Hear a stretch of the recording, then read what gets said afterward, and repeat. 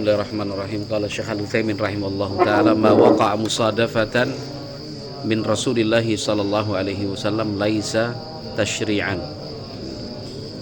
Apa yang terjadi dari Rasulullah sallallahu alaihi wasallam secara tidak terencana, laisa tasyri'an, itu bukan dari syariat.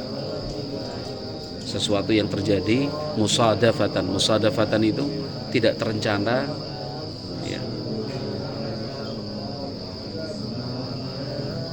maka laisa tasyri'an, itu bukan syariat. Qala rahimahullah, penjelasannya li'anna ma waqa'a musadafatan fahuwa ghairu maksudin. Karena sesuatu yang terjadi secara musadafah, fahuwa ghairu maksudin, itu memang tidak dimaksudkan. Wal ibadatu la budda an takuna maksudatan. Sementara ibadah barulah dikatakan ibadah kalau memang maksudatan. Maksudatan itu memang dimaksudkan, bukan tiba-tiba, bukan spontan, bukan tanpa terencana. Yang namanya ibadah itu memang sudah ada aturannya, sudah ada ketentuannya, ketentuan tempat, ketentuan waktu, ketentuan cara, ketentuan ukuran, ya. Itu namanya ibadah.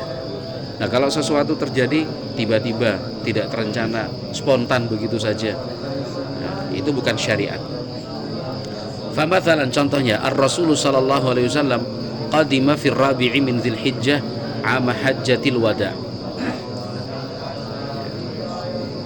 wa baqiya yaksurus salata.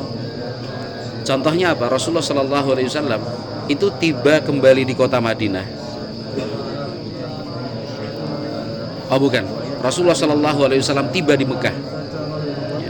Rasulullah sallallahu alaihi wasallam tiba di Mekah itu tanggal 4 Dzulhijjah pada tahun Haji Wada.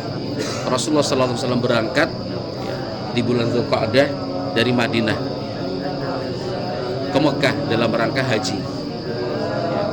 Nah, perjalanan kurang lebih 2 pekan sampai di Mekah tanggal 4 Dzulhijjah. Wa baqiya yaksurus salat. Sampai di Mekah tetap beliau melaksanakan salat dengan qasar. Qala fala yadullu ala annahu law qadima qabla ar-rabi'i wajaba alaihi al-itmam. Fakta ini bahwa kedatangan Nabi alaihi salatu wasallam di Mekah tanggal 4 Dzulhijjah, kemudian beliau melaksanakan salat dengan qasar, tidak menunjukkan bahwa andaikan Nabi Muhammad datangnya sebelum tanggal 4, kemudian salatnya harus sempurna dan gak boleh qasar. Karena tanggal 4 Dzulhijjah untuk kedatangan jamaah haji itu bukan ketentuan waktu datang. Jadi kalau misalkan dia mau datang tanggal 5 Dzulhijjah boleh, tanggal 6 Dzulhijjah silahkan, tanggal 7 Dzulhijjah juga tidak mengapa, atau dia datangnya sebelum tanggal 4, ya, mulai dari tanggal 1 Dzulhijjah atau masih di bulan Dzulqa'dah. Karena yang namanya haji itu kan dilaksanakan dengan berihram di bulan-bulan haji, ya. Kemudian nanti tanggal 8 Dzulhijjah baru ihram untuk hajinya. Jadi fakta bahwa Nabi Muhammad SAW tiba di Mekah tanggal 4, ya, tidak berarti berangkat haji harus tanggal 4 sampai di Mekah. Kenapa? Karena tanggal 4 Dzulhijjah, hari kedatangan Nabi alaihi salatu wasallam, ini terjadi secara musadafah. Musadafah itu memang tidak direncanakan bahwa kita berangkat dari Madinah tanggal sekian supaya sampai di Mekah tanggal 4, oh nggak ada. Memang beliau memutuskan ya kita berangkat sekarang, mau tibanya kapanpun nggak ada masalah. Karena kan dulu perjalanan 2 pekan nggak bisa diperkirakan, nggak bisa diprediksi. Ya kalau diprediksi nanti tetap maju mundur 1, 2, 3 hari. Kalau secara kepastian kita berangkat sekarang kemudian harus tiba di Mekah tanggal 4, oh itu tidak terjadi. Ini sebagai contoh saja. Qala rahimahullah, wa kana alaihi salatu wassalam qad nazala fi athna'i masirihi min Arafah ila Muzdalifah fabala wa tawadda'a. Contoh kedua, dulu Nabi Muhammad alaihi salatu wassalam pernah berhenti, nazala itu artinya berhenti, fi athna'i masiri, dalam perjalanan min Arafah ila Muzdalifah, perjalanan dari Arafah ke Muzdalifah. Arafah itu tanggal 9 Dzulhijjah, Muzdalifah itu malam tanggal 10. Nah, selesai dari Arafah, Nabi Muhammad SAW malam tanggal 10 itu menuju Muzdalifah. Ya. Nah, dalam perjalanan Nabi Muhammad fabala wa tawadda'a. Nabi Muhammad berhenti di sebuah tempat untuk buang air lalu wudhu kembali. Fala yadullu ala anna dzalika masyru'un. Bukan berarti jamaah haji harus begitu. Ya. Berhentinya Nabi sallallahu alaihi wasallam saat itu, buang air kecilnya Nabi alaihi salatu wasallam, kemudian berwudhu, itu bukan syariat. Kalau kita katakan syariat berarti ada prosesi. Semua jamaah haji dari Arafah ketika menuju Muzdalifah harus berhenti di tempat itu sama-sama. Mau dia buang air kecil, tidak buang air kecil, pokoknya bagaimana caranya buang air kecil. Kemudian setelah itu berwudhu, baru melanjutkan ke Muzdalifah. Ternyata kan tidak. Kenapa? Karena berhentinya Nabi, buang air kecilnya Nabi, wudhunya Nabi saat itu terjadi musadafatan. Musadafatan itu tiba-tiba, ya, tidak terencana sebelumnya. Kemudian memang tidak ditentukan bahwa di tempat itu harus berhenti dan di tempat itu harus buang air kecil, enggak. Qala fala yadullu ala anna dzalika masyru'un. Hal itu tidak menunjukkan disyariatkan. Li'annahu ihtaja fi hadzal makan ila an yanzil fayabul fanazala fabala wa tawadda'a.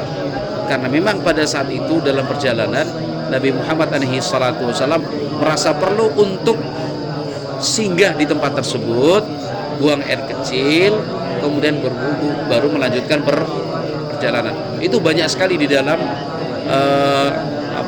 dalam riwayat yang datang dari Nabi Muhammad SAW, sesuatu yang beliau ucapkan, sesuatu yang beliau lakukan, tetapi statusnya musadafatan. Ya, musadafatan itu memang tidak direncanakan, tidak dimaukan, ya, dan bukan dari ketentuan untuk kemudian dilaksanakan sebagai ibadah, bukan. Nah, kalau terjadinya secara musadafah, kata Syekh Al-Utsaimin, laisa tasyri'an, itu bukan bagian dari syariat. Baik. Qala rahimallahu taala kullu syai'in wujida sababuhu fi zamani Rasulillah sallallahu alaihi wasallam wa lam yaf'alhu fa fi'luna iyyahu bid'atun. Artinya kullu syai'in, segala sesuatu, wujida sababuh, sebabnya itu ada dan ditemukan, fi zamani Rasulillah sallallahu alaihi wasallam, di zaman Rasulullah sallallahu alaihi wasallam, walam yaf'alhu, tetapi ternyata Nabi Muhammad tidak melakukannya. Fa fi'luna iyyahu bid'atun, maka kalau kita lakukan sekarang itu namanya bid'ah. Ya. Ada suatu perbuatan,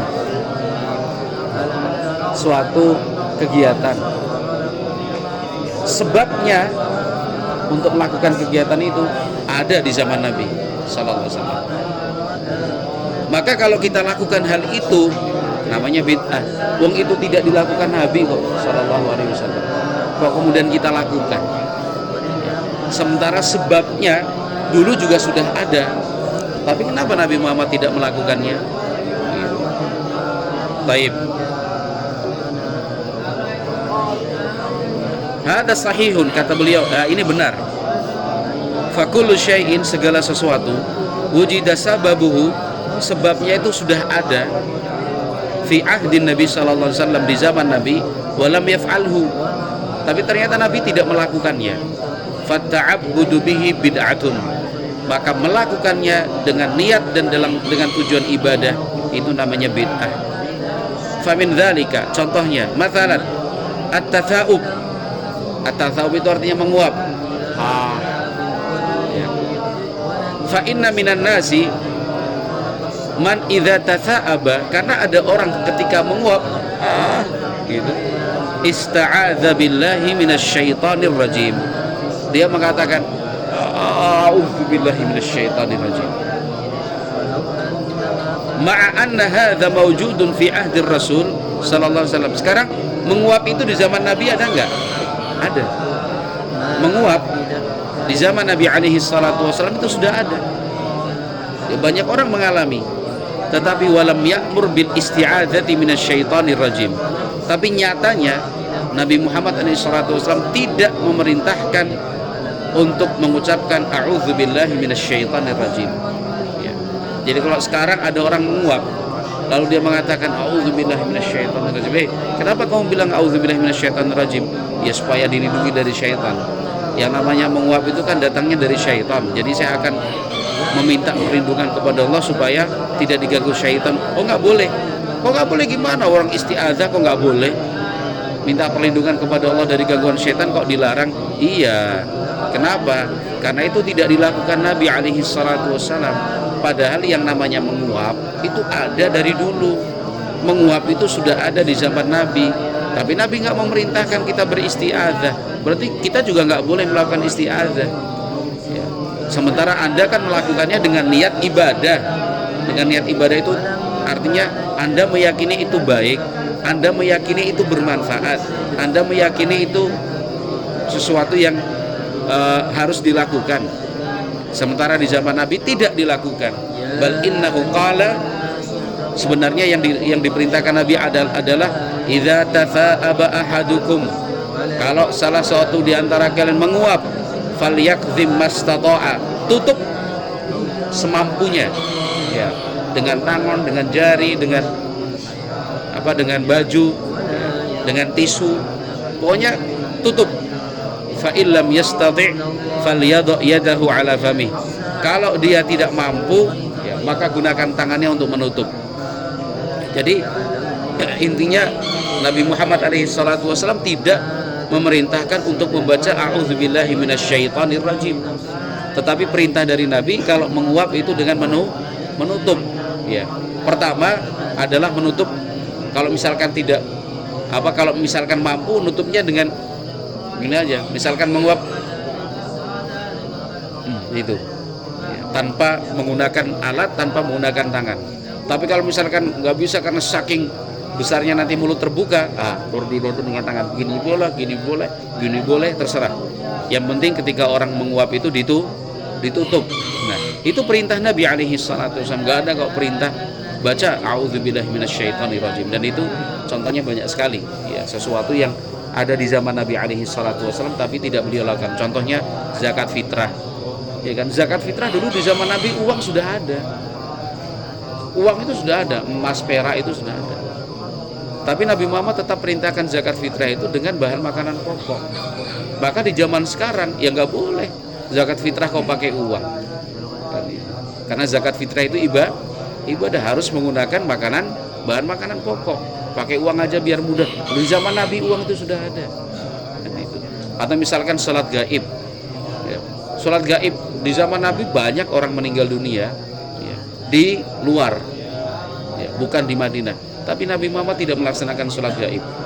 Nabi Muhammad sholat gaib itu cuma satu kali, ya, ketika Najasyi Ashamah namanya, Raja Habasyah itu meninggal dunia, padahal beliau sudah Muslim. Lingkungannya orang-orang Nasrani, ya. Maka saat itu Raja Najasyi meninggal dunia, nggak ada disolatkan oleh kaum muslimin. Nabi Muhammad dapat wahyu dari Allah Azza wa Jalla. Nabi Muhammad ajak sahabatnya, ayo kita sholatkan jenazahnya Raja Najasyi secara gaib. Udah, para sahabat diajak keluar di tanah lapang, sholat jenazah. Mana jenazahnya? Gaib di Habasyah. Sementara di peristiwa yang lain, banyak sahabat bahkan keluarga Nabi Muhammad meninggal di tempat yang jauh. Nabi Muhammad nggak ngajak sahabatnya untuk sholat gaib. Kenapa? Karena di lokasi meninggalnya sudah disolatkan oleh kaum muslimin.